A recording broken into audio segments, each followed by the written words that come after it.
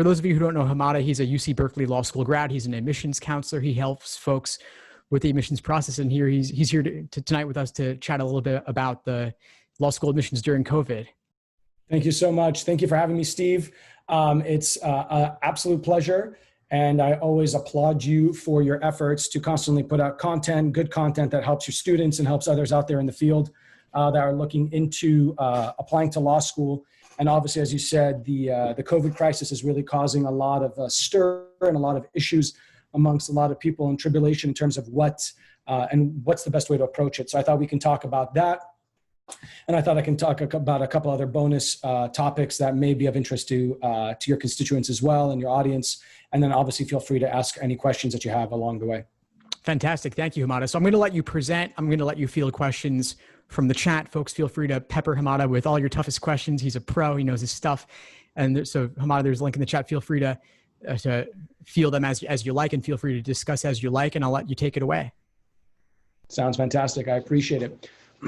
So thank you very much again, Steve, for having me on this very, very important time and important conversation to be having about the COVID situation as it pertains to law school admissions. I think a lot of students, a lot of clients for Right Track Admissions, the company that I lead, have been asking truthfully about what is it worth applying to law school, and if it is now the time, or should they be waiting for law school admissions? I think what you need to really consider is that, yes, law school is creating law school in itself is a very, very important decision. And the COVID crisis and the fact that a lot of schools are closing their doors and shuttering for the fall semester, pushing people online, and then hopefully having in-class participation later in the winter or spring, is also causing a lot of confusion, right? If you have a 3-year degree and you're paying, I don't know, $60,000 a year, and your first semester, which is one of the most important and nerve-wracking in so many ways, is it worthwhile to still go to school for the fall of 2021, right? Now, the question, I guess, begs is, will COVID continue? If it does continue, will it impact 2021 and onwards? And I would say, again, for the ability of law schools to maintain their ability to get funding from students, they really, really have to be smart about how fast they can get students into the classroom. So I think the first question you want to ask yourself is it worth applying to for fall 2021? And once you decide that, what are the factors that you need to be considering? And so I want to kind of pepper you with certain questions regarding what factors to be thinking about as you put together your application. So the first question obviously is it worth it? And I think from my experience, from what I've seen so far, is that yes, I think it definitely is worth it applying for fall 2021. I think for people who applied and are about to enter class for fall 2020, I think that decision is up for grabs. And I can tell you now, there's quite a few clients that have come back to me, and that's just me, but quite a few clients that have come back and said, we're going to defer. And I think it's fair. Again, if you're paying $60,000 for a given admissions year, it may not be worth it that $30,000 of those dollars are going to be spent behind a computer, very much like you're seeing here from my home, and not really getting that full experience. And so I think you really want to kind of consider if for those who are applying for or were accepted and would go to school in fall 2020 versus those who are applying for fall 2021. So I would say the jury's out. For fall 2020, I would, if I was in your shoes, I would defer, and some of my clients have deferred and have been accepted in terms of the deferment. What does that mean for those applying for fall 2021? It means the following. It means that there is going to be less seats available for you because they automatically, right, have to reserve the seats for those students that were accepted in fall for fall 2020 that are now going to be matriculating in fall 2021. So there's going to be less seats. I can't tell you how many. I couldn't tell you if it's 1% less seats or 10% or 20%, but I can tell you at least half of the clients that we've worked with have asked for deferrals, of which about 50% of those got the deferrals accepted. Some schools denied it and said, we can't allow you to defer, which meant they had no choice of either foregoing their acceptance or going to law school online. Okay, so that's just one question. I had a quick question here from one of the viewers who's asking the following. Yeah, and so exactly as I said, the question was, if many people have deferred for fall 2020, do you think 2021 will be more competitive? And I say yes. And I say yes cautiously. You have to, and Steve would probably know this because he's been dealing with this for quite a while, but the idea is admissions in and of itself has increased specifically from 2019. I think from 2014 to 2018, there's been a lull in admissions for schools. It's not the acceptance rate, but the number of applicants has decreased. But that suddenly started increasing around 2018 to 2019. And now we're facing a very weird, tumultuous period, right? So I think admissions was on the upward trajectory. And now what we're seeing is this weird, convoluted situation. One, people are applying more to law school because they're getting more involved in the political process. Black Lives Matter, political justice, the idea of what's going on in the political system in Washington, D.C. People want to take more of a proactive effort, right? And there is that correlation between politics and law, right? Over 20 of the last 43 presidents went to law school, right? A good number of people, Congress people, have law degrees. So people are pushing in that direction. And because of that, they're also finding that law is a viable option. And so it's increasing the increasing the number of applicants. For fall 2021, I imagine, and all indicators are proving and showing that there's going to be a steady, if not increase again in applications, because there's a lack of jobs, right? The job market is low, especially for recent graduates. And myself, a quick background is that when I graduated from UCLA, I had great grades, but a horrifically bad LSAT, which is so ironic because I'm on a podcast and on a webinar with the guru of the LSAT, and yet I really sucked at it, and I took it 3 times, and I did poorly every single time I took it, and that's why I really banked on the application to get me across the goal line and get me into Berkeley Law School. So when I was applying, it was at 2002, it was at the tail end of September 11th and the economic downturn there. And again, a lot of people were weathering the economic issues and economic recession by going back to graduate school so that they can upskill, so that they have new skills, so that when the economy does get back on track, they have the skills and they're ready to be employable. So the same trend has continued in 2008 and now looks like it's going to continue into 2020, 2021. So the quick answer for that is I would say that applications are going to either remain steady because they were already high or even increase for fall 2021. In addition to that, the deferment is also going to make a few of the schools have lesser seats because more people are deferring.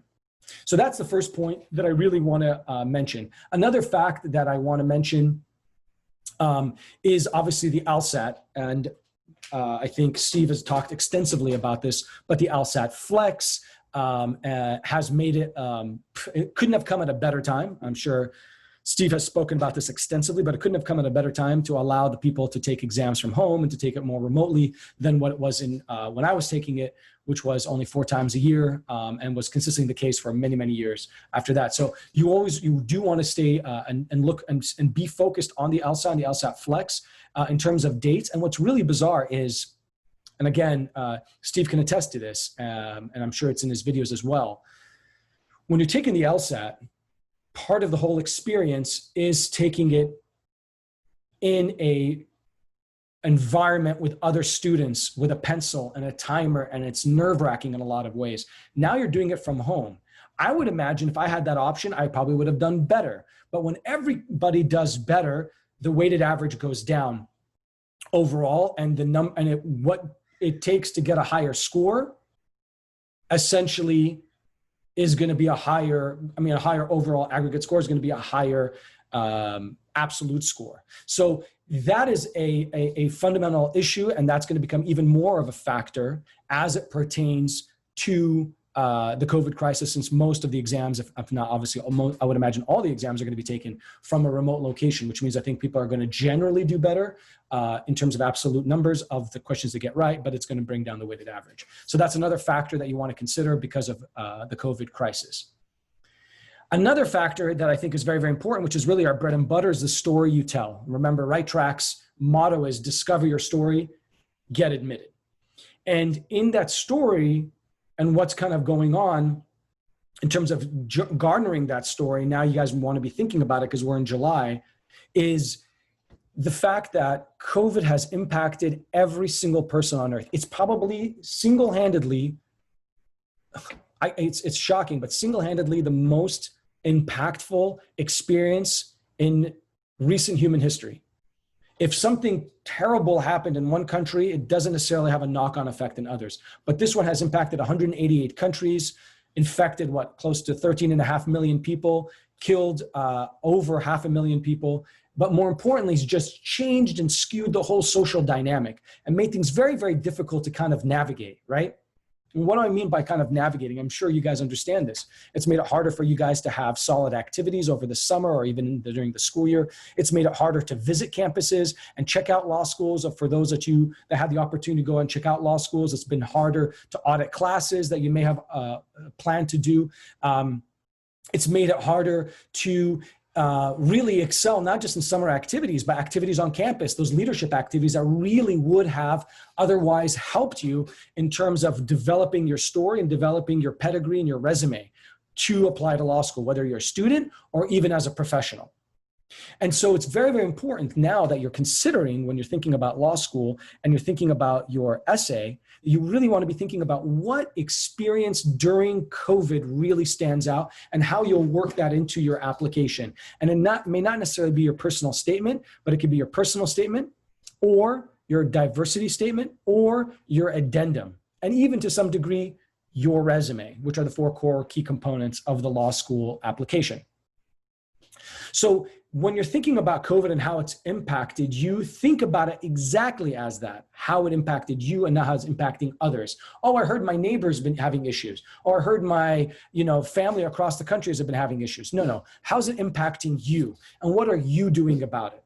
And I can tell you, for those who are really suffering and don't have a lot of activities, this is a great opportunity to really think out of the box of what activities you can do that don't necessarily need to be legally related, but at least show compassion, a sense of community involvement that really helps you and really helps your community because it shows your character, right? It shows the kind of person you are and how you can really add value to that law school. So you got to really think out of the box. And I think schools are going to be particularly interested to see what you've been doing to really make yourself stand out during this crisis. And I have clients who are volunteering remotely, even wearing masks, giving out stuff, helping in all kinds of ways, even remote.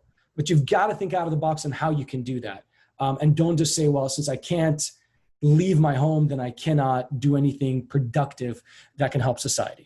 Okay, so those are just a couple of key takeaways from the LSAT. So deferrals, the LSAT, you want to think about itself, the story you're going to be, that you're going to be writing. And then finally, the other factor, which I think I spoke about in the beginning, and I'll quickly reiterate again, there may be a slight chance that you will not be able to be in person even in fall 2021. There may be surgences and resurgences and so forth. And so you want to basically decide with yourself, would you want to go to graduate school? Would you want to go to law school? In terms of, doing classes online. And a good way to know that, to be honest, and here's a tip, take a class on Coursera, take a class on Audacity, take a class on the Khan Academy, right? And get a sense of what it feels like to study remotely. And if that's something that works well for you, then by all means, because we don't know when things are going to normalize. I can't promise you that fall 2021 is going to be all in person or all online. We couldn't tell you. Nobody could tell you, right? So those are just a couple of fundamental factors for the COVID situation that's happening now, and some things to kind of think about. And I think the earlier you start writing your application, the far better it is going to be for you to really address those issues and address any kind of gaps that you have. We have a person right now that just basically said that they've been volunteering online with a compassion prison project. And I think that's exactly right. That's exactly what I'm talking about. And there's no reason. In fact, here's a crazy thought. Most of the times it would have been very difficult to be able to get volunteer activities because it required you to be there in person, which means they can only take so many people in person, which means they only have so much bandwidth, office space, what have you. There's probably opportunities to do immigration law, to do criminal justice law, all kinds of stuff. And that's just the legal field. There's a whole bunch of stuff outside that you can do simply by looking online, looking on LinkedIn, finding opportunities that exist, and simply working from home. They don't have to make a space for you in the office, and you can still get those experiences and build them up and develop them into whatever you want them to be, right? That can then inform your resume and other parts of your application. And why is all this important? Why are the activities so important? Because it helps better understand the continuum that's required for your application, right? If you're dreamed about immigration because it impacted you, right? And then you actually worked in an immigration clinic, or you worked with an immigration law firm, or you worked in a nonprofit or a pro bono center that did immigration rights or translated for immigration, it shows there's a continuum, right? This is who I am. This is what I've done. This is why I want to go to law school. So then I can do this at the end. You see what I'm saying? And that continuum is so mission critical for the storytelling aspect of what you would do when you are applying to law school. So if there's no more questions on COVID, and if you do have questions, I'll be on for at least another half an hour. Feel free to please pepper me with questions and so forth so I can be as helpful as I possibly can for you guys. What I do want to talk about as well is the diversity statement. And the diversity statement is very, very important. Again, I'm going to tie it to COVID, and I'm not going to just say this is kind of in vogue because the diversity statement has existed for a long time. It's a part of the application that we've helped numerous people with for many, many years. But let's put it this way.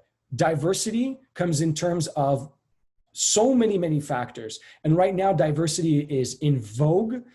Diversity in the concept of inclusion because of the Black Lives Matter movement that has been ongoing, frankly, for a number of years, but really has come to the fray. And a lot of people are tying together the COVID crisis, racism, diversity, inclusion. Everything is kind of molding together in a certain way. At least that's how the way the news is projecting it, right? So you want to be thinking about diversity, and it's a very, very, very important factor in your law school application. And you may say, well, hang on a second.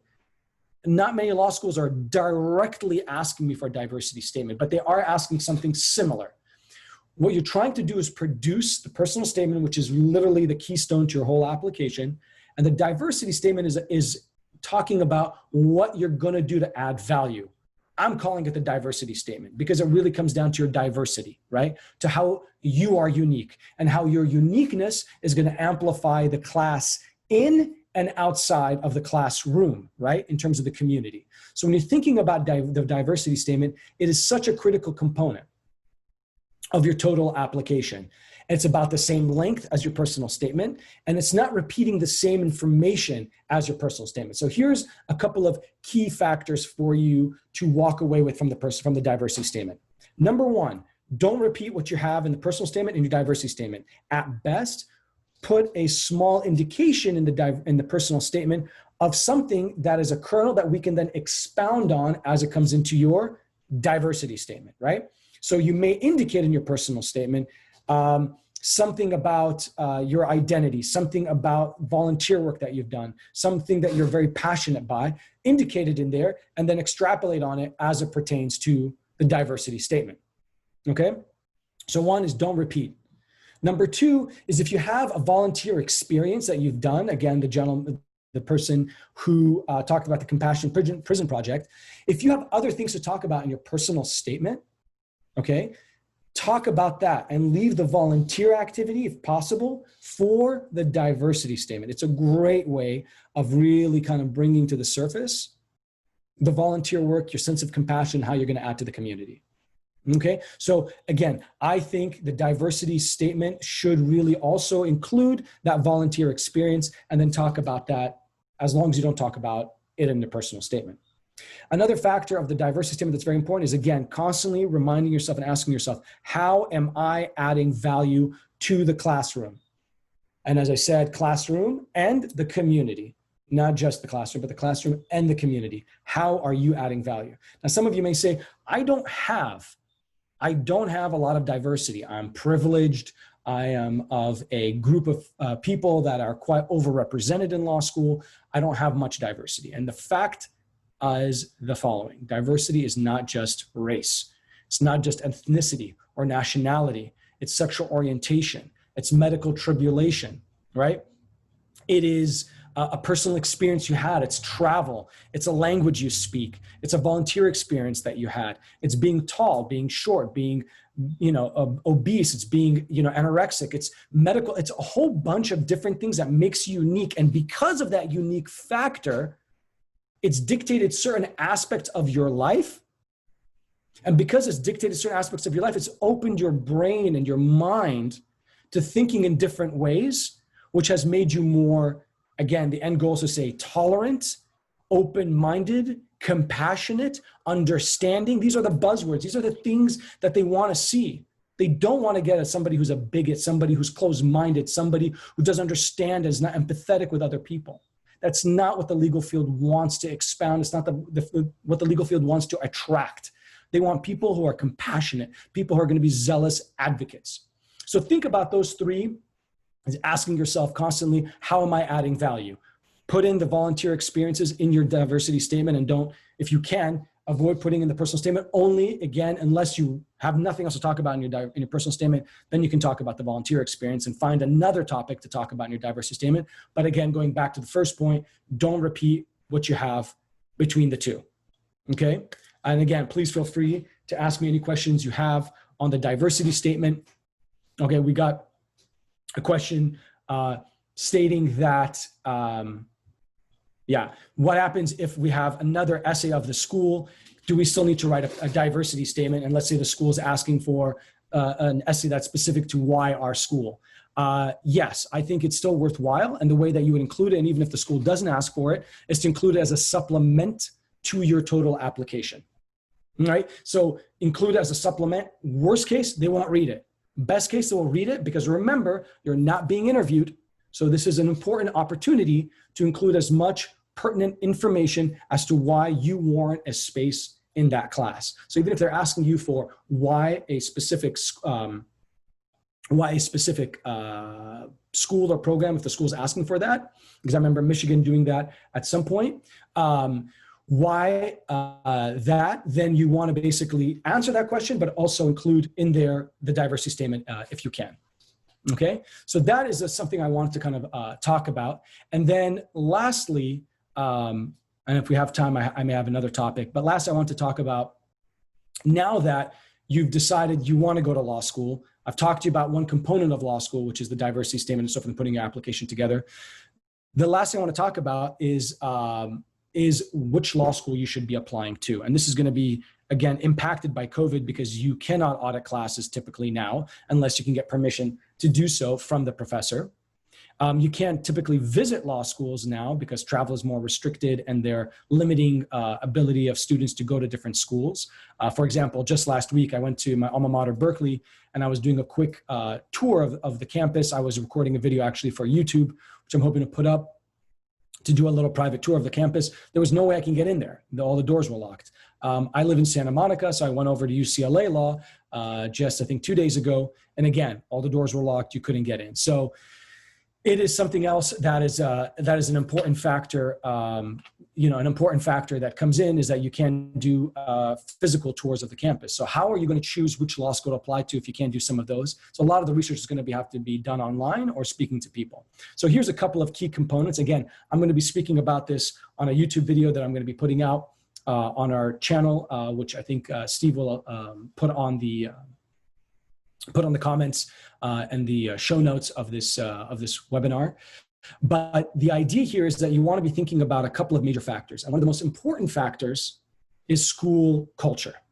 This is so critical, is how do you feel within that school environment? Why? Because you are going to be spending 3 years there. So if you already from the jump don't feel comfortable in that school, it's going to impact your whole experience, your grades, your network, your ability to better understand the material, potentially your bar passage, and your affiliation with the university for many years thereafter. So you want to make sure you're picking the law school that also fits who you are and what you want to do.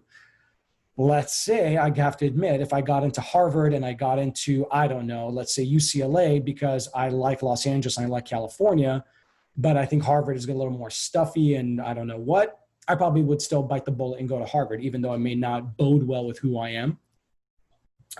But at least it gives me a better sense of, you just have to be realistic too. But let's just say you got into two schools that are fairly equally ranked. Let's say UCLA and, I don't know, Georgetown. You may say to yourself, I would prefer to be in UCLA because it's a smaller class size in Georgetown. Georgetown, I believe, is the biggest law school out there. So you want to think about class size. Another factor about UCLA. UCLA is located smack in the middle of campus, almost pretty much in the middle of campus. Georgetown, for example, is located near the Capitol, near Capitol Hill, while the campus of Georgetown is located in Georgetown. And there's like at least 6-7 miles, which in DC, 6-7 miles feels like 5 states removed. I lived there for about 6 years. And it's a small town, but it is like Georgetown really feels, the law school feels isolated on its own. So do you want to be in a school that it has its campus on the law school facility on the main campus, or are you fine with it being removed? Do you want to be in a university that is a city university, like to some degree Georgetown, which is located smack in the middle, or NYU, which is located smack in the middle of New York? Or would you rather be in a school like Cornell, which is out in Ithaca, which is also a city? There's a city around it, but it's very, very far removed from a big city environment. So geography is an important factor, and location and so forth, in terms of better understanding that school environment, because that dynamic also plays a role into it, because a lot of students may be commuting there, right? A lot of students may be commuting in, if it's a big city environment, versus a school that's more isolated, then they wouldn't be commuting as much. And that also plays a role within the whole experience, right? So those are the factors. Other factors that you want to be thinking about within culture is not only the class size, but the diversity of the campus. How diverse is it? Gender parity, racial parity, and so on and so forth. You want to be thinking about how friendly it is to the state and the school to your sexual orientation. You want to be thinking about what kind of law journals they have. Can you walk on a law journal, or do you have to apply to every single law journal? Is the class pass, no pass? Right? Which also plays a role in the competitive spirit of the campus. I wouldn't say Berkeley wasn't competitive in terms of a competitive spirit, but being a almost pass, no pass, it's pass, honors, highest honors, and subsidiary pass on the lower end, but typically everybody passed. Most people got at least one honor grade a semester. Some people got highest honors, right? But it really felt so much easier than worrying about the B plus and the B and the A minus and the A and so on and so forth. So you want to be thinking about the grading system as well of that school, because it plays into the school culture, the kind of professors they have, and so on and so forth. So school culture by far and away is the most important factor when selecting a school.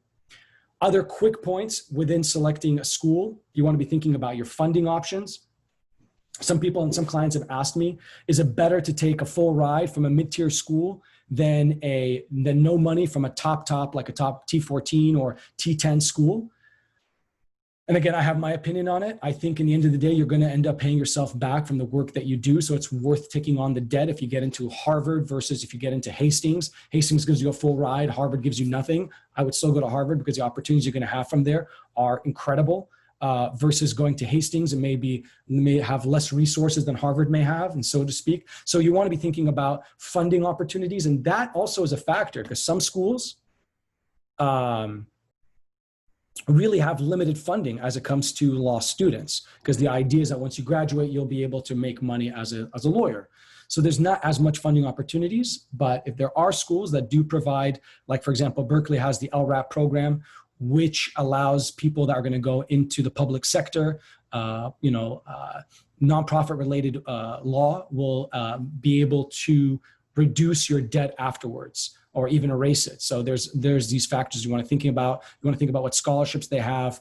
And here's a fun fact, and I think this is a really cool thing that I was able to achieve when I was in law school, and this is not really typical. But when I was in law school, I was on the hustle, and I got into Berkeley, and I was over the moon, and I was ready to select it, and I got $0. Yeah, I got $0 for going to Berkeley. But when I got in there, and because it was a university that was on the main campus, I was able to really rub elbows with a lot of folks on the main campus to get to know a lot of people there. That really then got me to have opportunities to get on-campus jobs. So I ended up working as a TA, or what was called a graduate student instructor. I was able to grade exams on the main campus. And crazy enough, I was able to get summer jobs for 3 summers, not just 1, but 3 summers, because I also took a year off to do a master's degree and was able to parlay the law firm that I worked for in the first summer to also work with them in that in-between summer. And then I worked with another law firm for my second summer. All of that money I made, literally, I just dumped it right back in paying my debt and even made some savings. So I graduated with no debt from law school. So you always want to be thinking about out of the box, which goes back to that fundamental point. If I got into Harvard with no money and Hastings with a full ride, you could still go to Harvard and find ways of making money or earning cash or paying off your debts fairly quickly that you may have otherwise foregone because you didn't think that you could do that, and forewent a great opportunity at a top university. So debt and funding is another important part in school selection. Another important part, which is a fact, is reputation and ranking, which again, to me, in all honesty, was an important factor when I selected Berkeley versus other schools. I really wanted to go to a top tier because I knew it would provide me the opportunities in terms of employment, in terms of network, in terms of the caliber of students, so to speak. And I think it's proven and paid itself back in dividends in terms of the people I've met that I've consistently and interacted with for so many years since then. But it is a limiting factor, and it also helps you as a barometer to judge whether you can get into that school or not in terms of where it's ranked. So if you go to US News World Report and you take a look at their rankings, you can also take a look at where people lie in terms of their GPA, in terms of the LSAT, in terms of the 25th and 75th percentile, and so forth. Quick note, I had about less than a 5 to 10% chance of getting into Berkeley Law based purely on my LSAT performance, which was horrific. That being said, I still applied. I still applied to Yale. I still applied to Columbia, to Harvard, NYU. And while I got waitlisted at some of the top schools, I did get into Berkeley. And had I just gone purely off statistics, I would have never applied and ended up going to a lower tier law school. So don't let that be the be all end all, but ranking does play a role in terms of there is a plausible correlation between the quality of the jobs you get, clerkships, especially teaching opportunities. If you want to go into legal academia, it does help in terms of going into a top rated program. So those are just some of the other factors in terms of selecting your schools. Again, debt, funding, financial aid, school culture, geography, location, and in terms of ranking and reputation as a university. So those are just some of the key points. I think I still got some time. People, if you want, keep asking questions. I'm happy to answer them as they come. And I do have a little bit of time left. I believe, Steve, you can corroborate for that if I've got more time, because there was one more topic I could cover if we had time to cover it. Okay, awesome. So the last topic, which is odd that I would be speaking about this when we're looking at helping students get into law school, but I also want to help you better understand how to excel as a law student and what you can be doing to prepare for that in advance. Okay, so take it. This is my opinion. I would say I was an above average law student, but I was able to do a lot of cool things when I was a law student that really made my experience a lot better. And law school is never, I doubt anybody's going to say law school is so much fun because it's a lot of work and it's a lot of reading and it's a lot of research. It's painful in some ways. But the upside is probably the best degree I've had and one I've leveraged in many different facets in terms of my life. So these are a couple of quick tips that I think can help you prepare, and definitely when you get into law school, to excel as a student. And when I say excel, I want to kind of temper that by saying not just excel, but how to maximize your law school experience. So number one, we've talked about this, debt. So if you have debt, you're coming to school, think out of the box about how you can pay it off. You can start doing that from now, knowing that there's going to be a low likelihood of you getting financial aid. So think even now how you would pay off law school, and be smart about it. Savings, private donors, private scholarships. And then once you start at law school and you're in the law school experience, not your first semester, maybe not even your first year, but start thinking about, how can you make money while you're a law student? Maybe I'm just a consummate hustler, but I was finding opportunities, as I said, teaching, grading exams, working summer jobs, and even tutoring and doing other things on the side whenever I had opportunities. Right Track started during law school, so I was already helping students with their applications. There's a lot of different opportunities that you can do to help pay off your debt so that you can avoid the golden handcuffs that exist once you graduate. And because I didn't graduate with debt, I had a lot of opportunity to do cool stuff, including going and working for the US government, starting Right Track, being an entrepreneur, and so forth. So one factor for success is how can you mitigate your debt so you don't stress about it during law school, and how you can minimize it afterwards so that you can have great opportunities. So you want to think about that now. Another factor is that you want to be thinking about how do you expand your own network on campus, because the network that you have from law school is mission critical. Rarely would you want to go to law school and graduate and just study the whole time, unless your parents owned a law firm and they're about to hand it off to you, and all you wanted to do is go to law school so you can just get the JD and just get the bar and move on with your life. Then I'm not going to say anything. Then you can probably just bury your head in the books. Doesn't matter which law school you go to. And then at that point, graduate and then continue with your family's law firm. But even in saying that, it does help to go to law school and network and build your community, because in the end of the day, those people that you interact with are also going to be a lot of your clients who will be referring people to you. So you don't want to kind of be, myopic in your vision and just have tunnel vision. You do want to be thinking about the community that you build and the network. To do that, you need to work on several key factors in terms of developing your network. What are those? That's leadership. That's the ability to prove to others that you have the wherewithal and the smarts to be able to excel, that they can trust you and refer people to you and work with you, which all comes back to your fundamental and one of the most important factors of any kind of graduate program, which is your reputation.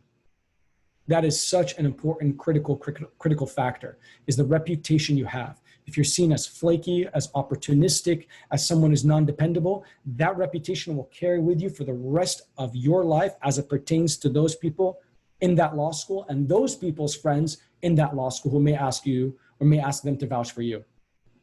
All right? So your reputation and so forth is critical. So you do want to be taking activities that really showcase your leadership, your ability to go the distance, your ability to work well with others, and that will build your network and your community and people to go to bat for you. And that's very, very important. So when I was in law school, one of the things I did was I started a journal on campus for an area of law that didn't really exist. Another friend of mine did exactly the same thing. I'll use this example as well. I love it. Is that he was at Harvard Law. He loved sports in the law. He didn't find any journals or anybody doing anything in that area. He literally created a journal called the Harvard Journal, I think, of Sports Law. And that helped him get a job with a top sports team as their in-house counsel. So he designed his experience around that opportunity that didn't exist. And I'm going to talk a little bit about this in the next point. And that point is, if you know what you want to do, intellectual property, tax law, criminal justice, immigration law, corporate law, transaction law, whatever it is, if you know your area of law that you want to practice in, a classic one also, arbitration, international law, is that you want to design your law school experience around that area of law. And what does that mean? That means take classes, buddy up with professors, get mentors that know their area well, work every summer at a job in that area, work on a journal that focuses on that area, or create a journal like my friend did with sports law in that area. Basically just build that experience, your law school experience around, and maximize the law school experience around that job that you want to have. If you're fortunate enough to know what area of law. I didn't, so I couldn't do that. But this is advice I don't just give to people who are going to law school. This is advice I give people going to graduate school. When I went to the Kennedy School at Harvard, I went in there thinking I knew what I wanted to do, and very shortly thereafter decided I didn't want to do that anymore. And unfortunately, because I didn't know what I wanted to do, I couldn't shape my graduate school experience around that. Had I known what I wanted, I would have maximized it by getting to know the professors, the students, people who are like-minded, joined the organizations, found the mentors, found even funding opportunities, incubated the idea, could have done all kinds of things, but I didn't know. So if you do know what you want to do in law school and what you want to do after law school, by all means, create the experience of law school around that. And what you could do now to prep for that is really think through all the different areas of law and what one really kind of captures you, and then building your law school experience around that. Okay. Another factor that I think is important that you can build now, which also is going to play a role with your LSAT, is how to read more actively, right? So reading actively, don't just kind of read slow, but read actively in terms of,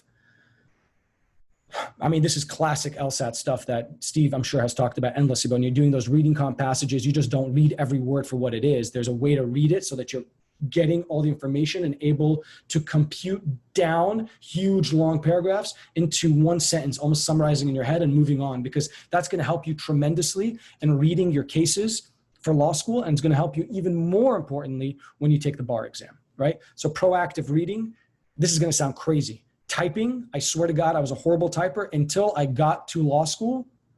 I think that's how it happened. I think when I got to law school, I just suddenly, it just clicked. And I was an incredibly fast typer, at least in my opinion. And it helped me tremendously when I took the bar exam, because I have so many ideas. You can see I speak quite quickly. And I would not have been able to articulate it down on paper if I didn't type fast enough. So typing quickly is a very important factor. If you can learn to do that, if you don't type very well and you're chicken typing, I think it's called, then you want to learn that as a skill set ahead of time. Actively reading and also finding out what makes you learn. Are you more of a visual learner, right? An oratory learner? Are you more of both together? Like some people would download Audible, right? And listen to a book and they would be able to recall some information. Other people would obviously read the book, don't want to hear it. Some people, and this is crazy, and I used to do this, is download the Audible and read the book at the same time. And so the reading, listening to it would pace how fast I was reading through it, and it actively made me absorb information faster. And that's a very important factor when you're studying during law school and when you are taking the bar exam. And I discovered that I'm very good at studying when I'm studying with groups of people and spitting out what I had just learned and going back and forth until it literally just resonates and sticks in my head. So that's an important factor, is understanding these key qualities that make you a better student during law school and a better professional in the legal field after law school. And yeah, I think those are the four main factors that really helped me maximize my law school experience. I started a journal. I was on the law review because I published an article because I was thinking out of the box how I really want to get in the law review. So I was able to write an article with a professor as an independent study class, which I then was able to pitch to the law review. They published the piece. They invited me onto the law review. So I was on the law review. That helped me secure a job. Thinking out of the box in terms of how to pay my debt. As I said, I worked every summer and I worked on campus, and that helped me pay off my debt. In fact, I graduated with a profit, which really gave me a lot of liberties after I graduated in terms of job attainment and so forth. How to maximize it. I traveled. I did a concurrent degree by doing my master's right in the middle of law school in Cambridge, which allowed me to get units from my time in Cambridge back and apply it back to my law degree. As well as I was able to learn how to write even more effectively and research more effectively through that, which I applied back to law school. The friends I made, the organizations I was part of, there was just so many factors that I was able to do that made my law school experience just really, really incredible and very enriching that I still benefit from many years later. So I hope that helps. What we've talked about, again, is COVID and how it's going to potentially impact your applications. We've talked about what law school to go to in terms of all the major factors to consider, especially during a time of COVID. We talked about the importance of the diversity statement and how to really kind of stand out with that. And we've now talked about and ended with discussing how you can excel and what you can do to prepare to excel as a student and what you can do to maximize your law school education. So that's pretty much it from me. Obviously, there's a lot more that we can cover, but I want to be respectful of the time of Steve and the audience. And feel free, as I said, Steve's been incredibly gracious, offering my information so that people can contact me and so I can respond to questions. We have a very strong relationship with Steve. I'm, as I said, very grateful for all the work that he's done in this space. It's very, very important to farm out content like this for people to better understand what, how to basically improve as students, as applicants, and really succeed in the legal profession. Because in the end of the day, there are so many different avenues for the legal profession. And as I stand back now, having done 3 graduate degrees, my law degree still stands strong as one of the most important in helping me feel a sense of empowerment, a sense of security, and a sense of ability to really make an impact in society. So with that, thank you very much, Steve, for having me. And again, please feel free to contact me to everyone that has participated and will participate and watch this video thereafter. More than happy to help in any way. And we have a pretty great team that does awesome work in terms of law school admissions. So thank you for that, Steve.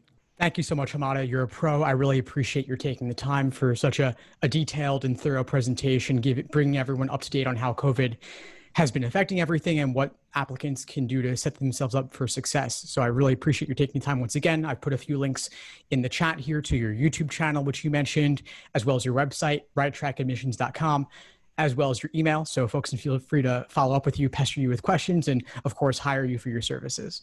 I appreciate it. Thank you much, Steve, as always. And everybody stay safe and stay sane out there, and good luck on your applications. Thanks so much, Hamada. I really appreciate you taking the time again. Thanks for tuning into the show. Please subscribe if you haven't done so already to be notified of new episodes as I release them.